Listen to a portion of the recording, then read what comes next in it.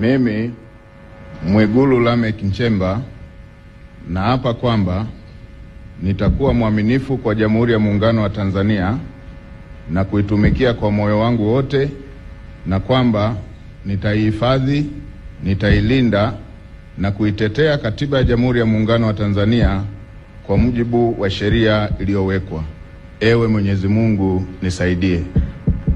Mimi Mwigulu Lameck Nchemba naapa kwamba nitaitumikia vema na kwa moyo thabiti Jamhuri ya Muungano wa Tanzania katika kazi zangu za waziri mkuu, na kwa wakati wote nitamshauri kwa hekima na uaminifu Rais wa Jamhuri ya Muungano wa Tanzania, na kwa vyovyote vile sitatoa siri za baraza la mawaziri.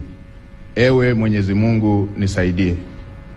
Mimi Mwigulu Lameck Nchemba naapa kwamba katika kutekeleza madaraka niliyopewa kwa mujibu wa Katiba ya Jamhuri ya Muungano wa Tanzania, nitatetea na kudumisha umoja wa Jamhuri ya Muungano wa Tanzania kwa mujibu wa Katiba ya Jamhuri ya Muungano wa Tanzania.